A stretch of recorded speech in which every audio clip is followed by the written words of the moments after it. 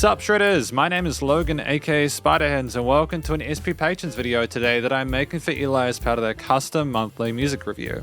And if we switch over to here, we have ourselves a track on the screen from an act named King Gnu, who I'm becoming more and more familiar with as we do these videos.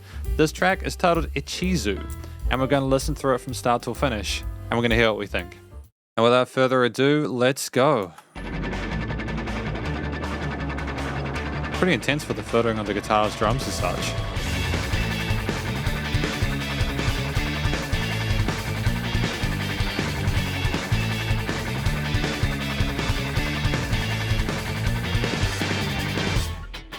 It's like technically very frenetic, isn't it, with the speed of the kicks and like the 16th notes throughout that.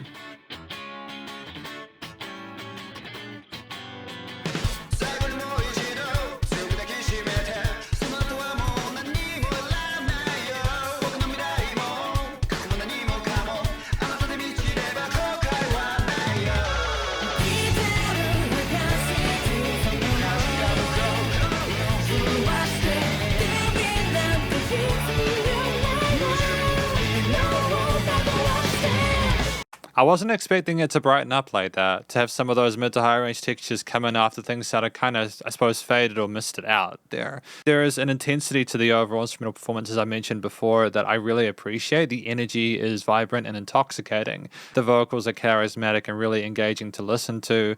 And ultimately, it's just really, it's really satisfying. Lots of variation there compositionally.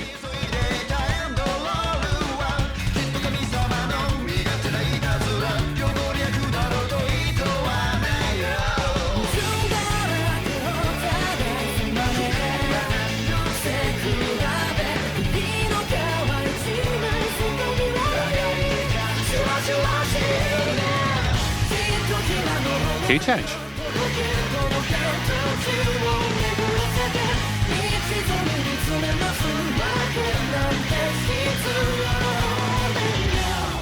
I mean, like those falsettos as well are wonderful. How we go up into that upper range there and effortlessly sort of climb around that key change with the interesting 7th chords as well. Some dominance in there, I think. Some dominant 7ths.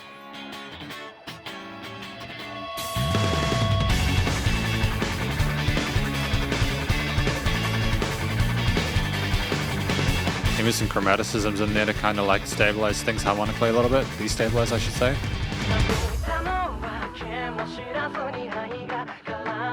Around the back.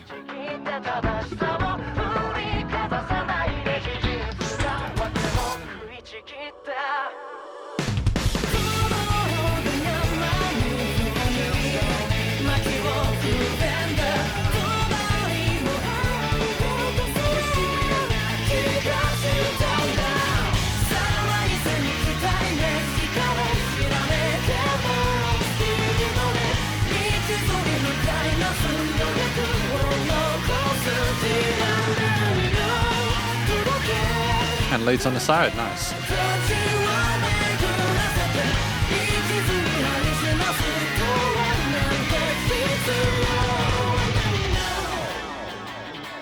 I love the tone of the clean guitars, so they're so, like the technique there of the rhythm guitarist is just so stellar, man. It's so tight. It's really crisp.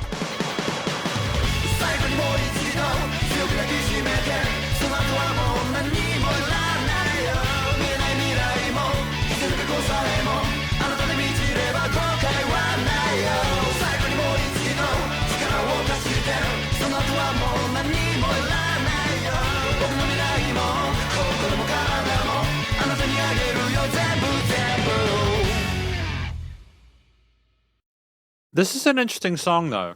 I can appreciate what they're trying to do, but I don't necessarily know if I love it. But we're going to talk about that more in the conclusion. Don't worry, if there's any criticism or critique, it'll be constructive.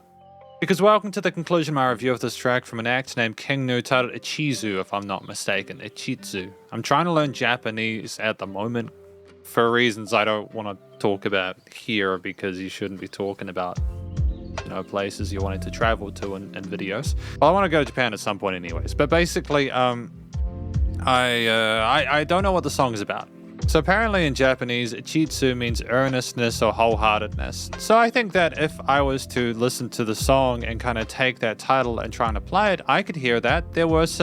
It did sound kind of wholehearted and kind of maybe the faded out kind of parts there, or like the filtered bits where it's kind of more sort of like higher and mids, less kind of bright in the verses or the intro bits with the kind of crazy fast extents or whatever, was meant to be like kind of laid back and kind of like earnest, and then like it was more wholesome or wholehearted, and the bigger sort of like key change, that lift in the ascension of the second chorus and the choruses, I'm not sure, but either way, I think that the vocals, without understanding what the track is about, because I don't have a native understanding of the lyrics, I think that the vocals were stellar. I really appreciated the variety and the different sort of phrases there between like the verse parts, and then the different sort of ways of approaching the chorus line there, going up to upper range there, into a second half of each chorus, and then also having some falsetto parts occasionally, which were really sort of bright and fluffy sounding.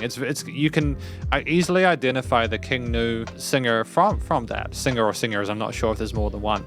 There might be more than one. I think there might have been more than one that I could hear in that section. But regardless, I really appreciate the effort they put into trying to vary the melodies and different sort of phrasings and expressions within the track throughout its 3 minutes 10 to make it kind of stellar for the listener, whilst also navigating the quite complex chord progressions and harmonies in there that didn't just follow with the major and minor sort of key signatures and stuff like that. Even for extensions, there was some, not only the key change, but it was also the fact that we had unconventional chords, maybe some chromatics or accidental notes there, which I think were just fun. They were cool, but it's difficult to sing them neatly and to formulate ways of sort of communicating without it kind of sounding a bit alien or sort of a bit too extra. So overall, the singing was great. I can kind of understand how the way we're kind of crying out or calling out might be talking about the earnestness. It could just be King Gnu and how they'd like to do things as well, though, so it's 50-50 for me. But either way, very well done. The track at 3 minutes 10 is nice and short. It is within that 2 to 4 minute sweet spot I appreciate, where it's not too short that we're lacking context, but not too long that things can become stale. It was comprised of like 2 to 3 main sections, the kind of sort of clean strummed acoustic parts, and then we had some kind of upper echelon kind of leady bits there with more intense guitar, bass, and drum bits there. The drums were intense most, if not the entire time, when they weren't there when the guitars were. But then we had the choruses where we had the key change in the middle there. So it was instantly more interesting because we did that kind of... It's a kind of key change where it can be kind of risky to do so. Like it could seem like you're kind of maybe trying to sort of change it just for the sake of like a shock factor or something. But I think that we managed to sort of pull off in a way where it was meaningful. I assume that more meaning or more kind of understanding of that would come from understanding the lyrics, which I grant. So I'm always very careful when I don't necessarily understand what the song is about. But either way, I think there was enough variety within the structure to carry the song. The performance across the various sort of main key parts, like the drums, for example, were technically incredibly proficient and stellar. We played those really complex grooved and sort of simple note hits very, very elegantly. It was wonderful work on the sticks, and none of the fills sounded superfluous. They all seemed like they gelled really well with what we were trying to do with the guitar and bass parts and the vocals and any other components we had there. The bass lines, we had some interesting sort of like work with them working alongside the complicated chord progressions there, often working with the root notes. I think for the most part, I think a lot of the color was within the vocal parts and some of the like mid to upper guitar bits, but the bass line was still very supportive in the low end, and it had a great sort of sense of presence there. The guitars, we did a lot of work. They pulled a lot of weight within this song. They not only established the mid-range harmonies with the major and minor kind of bar chords there, the dominant sevenths, and all the other sort of chromatical sort of semitonal bits, but it's also the fact that they had the lead parts. There was some sort of tremolo picked or kind of like alternate picked lead bits up in the higher end of the guitar that were really kind of starry-like and really, they were really pretty. My concern is that I just think after listening to it, even though we tried to bring it down, I think, with the strummed acoustic or clean sort of guitar parts, I think it was a bit too much of a lot throughout the entire song for me. I guess I would have liked to have had even less than what they wanted to come down to in regards to dynamic range, because things were just so full on for the vast majority of the track. There was just so much to take in and to understand, despite the fact there was a relative minimalism with the instrumental layers. Like, I'm unsure if there were more instrumental layers than I've mentioned. Those were the main ones I remember, but I'm very sure that there were probably extra instrumental parts included that I just didn't take in on the first listen. And that is not a criticism of King Gnu. I'm really glad that they put a lot of effort into trying to make a full-bodied, kind of a wholehearted effort compositionally and performatively, and the actual instrumental performance alongside the vocals was tremendous. It's just, for me, I think there was almost not enough range between the big ups in the chorus as well as the mid-range section there where things were 16ths for the vast majority of it. It was just very intense for most of the time, a bit too intense for me, which is kind of crazy because I like grindcore and stuff like that. Depends on how I feel, but aside from needing a bit more range with regards to the max and the min, the theme itself, it's tricky as well. It sounded unsure of itself, like it was a snake slithering between the grass, and that, what I mean by that is that it didn't really know what it wanted to sort of commit to emotionally. Again, maybe this is to sort of show an uncertainty. As a listener who doesn't understand the language, to me it could also potentially be a way of adding sophistication to a track to kind of make the chord progressions and harmonies quite complex. It's just simply the fact that I don't have the added context in the story to understand whether there is actual kind of like context for those decisions with the songwriting. So I'm just not sure if I like it or not. Like, if I love it, I like it. From a musician standpoint, I adore it. I think it's really well thought out and really clever. I just don't understand the placement of it, how it connects. So I can't really say, in all honesty, that I think that the theme necessarily connects with it, but I think that instrumentally it works, compositionally it's down there flawless. The subjectivity of me wanting a bit less in those kind of open strummed parts is just because that's a subjective thing. They've not done anything sort of like fundamentally incorrect, and I think that they have a lot to be appreciated for. I understand why they're so popular and so successful. But yeah, that's my summary on the theme. I just think it's unsure of itself, and it tries to go up in mood in the key change, but aside from that, it's just very full bore, like very energetic and kind of constantly moving forward. The studio recording, mixing and mastering is really well handled. It's commercial grade. I was initially hesitant to kind of give my thoughts on it if the entire track had been like the start, but the key change where things become sort of more full-bodied in that upper to mid-register, there's a bit more kind of energy in some of those like higher sort of harmony parts on the guitars and stuff like that. Just, I think, by range of maybe the instruments chosen, there could have been some synths or some keys put in there to kind of allow for that.